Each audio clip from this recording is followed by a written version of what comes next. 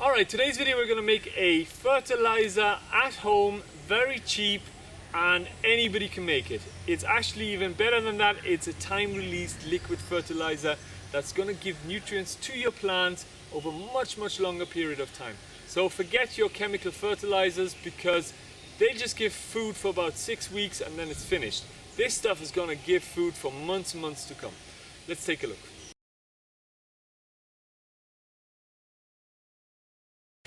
Right, it's a bit dark in here, but I wanted to show you this is my storage room, and in here I have bags and bags and bags of this wonderful coconut fiber, and it's brilliant. You can actually use it to make ropes. So that's one thing you can do with it. And what's more, you can make instant powdered biochar. Fibers are so thin, when you burn them, you get instant biochar. Now what's good about coconut fiber, or any material that you may have that is similar, it is already dead.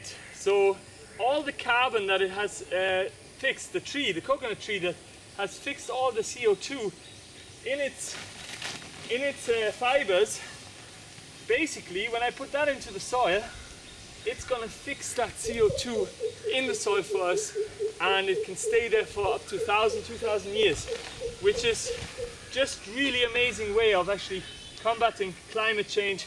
Just make sure you're using something standing dead, or using a byproduct like this. Right, and that's it. This is our biochar, and it's just come out really nice. Now I've done it a good few times before as well, using just the coir, so I know how much quantity I'm going to have, and because of it I only used about 1/3 of a bag, and as well it shrank down about 1/3 again as well, just so you know. Now incidentally, if you want to know how to make biochar, just I'm going to put a link in the description, and I will also, if I mention any more videos in this video, then I'll stick those in the description as well. Okay, let's go and have a look at how to add it to the nutrients, and why is it actually so good to mix those two ingredients together. Alright, so I'm here with my little mini factory of fertilizer factory. Basically I make all these natural products here. I have a wormery over here. I have a comfrey feed maker over here. By the way, I'll put the links in the description as well of those videos as well, so you can check them out at your own leisure.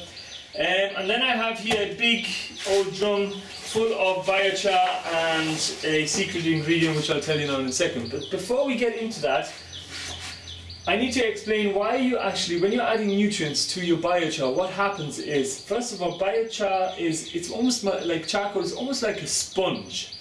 It has the property of absorbing lots and lots of nutrients, but it also has the ability to adsorb nutrients as well through electrical charges. Now, I've put up a video recently on my Work with Nature vlog, and I'll stick that in the description as well. You can check that out at your own leisure as well. That explains what that actually means. So just suffice to say, biochar can actually hold on to a vast amount of nutrients. And that's what the time release idea is going to be. It's actually, once that is in your soil, which it will be once we actually add it as a liquid feed as well, it's going to stay there for a long time, and it's already going to have absorbed and adsorbed loads of nutrients as well. And it's going to release into your plants in time. And it's going to absorb and adsorb nutrients, in future years as well, which is why it's so good as well to have. Alright. Without further ado, let's talk about what I'm actually going to use for my nutrients. Okay, it's yummy. It's cow urine. That's what I'm using, cow urine. I've got 10 liters here, and I'm just going to add it to this. You can also use worm urine. This gets better. Or, as I mentioned, just use some good old comfrey feed and just get that liquid concentrate out of there and just soak your biochar in that, and you should be fine as well. You have a wonderful nutrient. You could even take some worm compost, make some compost tea, and at a later stage, after you go through this process, which I'll show you now in a second, you can actually add that as well, just to add some microbes into the whole mix as well. Alright, without further ado, the messy, smelly, it's cowpea time. There we go, this is what it looks like. Now there is some floaty bits on top. That's some of the, I don't know, the coir that maybe didn't get a good enough burn, or it'll still kind of break down as I'm kind of stirring it, but a lot of it is suspended in this cow urine already. Now I'm going to leave it for 2 weeks because two reasons. One is, of course, it takes that long for the nutrients to be absorbed to the biochar and absorbed into the biochar. And also, of course, one should leave cow urine age for at least 2 weeks to a month anyway before applying it. Now this is a concentrate, so don't put this straight onto your plants because they probably just jump out of the earth and just run away. No, what you have to do is you have to actually add about, I would add about 30-40 litres to this whole mix. So we have 10 litres cow urine to about 40 litres of water. You just kind of add that onto your soil, and a lot of the finer particles, we're talking here on a microscopic level, will actually settle down towards where your roots are of your plants, and it'll instantly feed your plants because of the liquid nutrients in the cow urine, and then eventually it'll also start feeding your plants just with the particles, because the plants will be able to actually get in there as well. There we go. Just show you one more thing. This is basically my cow urine mixed with biochar. I used charcoal for it, and basically I did a wood burn, and I used this. Then it's steeping away already for 2 weeks. Right. Yummy.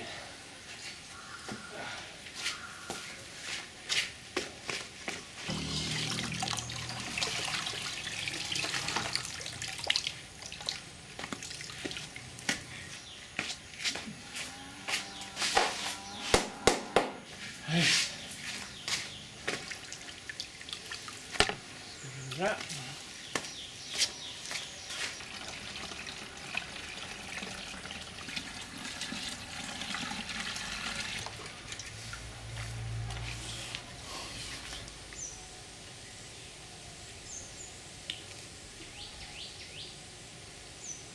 Okay, so I hope you enjoyed the video, and as always, looking forward to seeing you in the next one as well.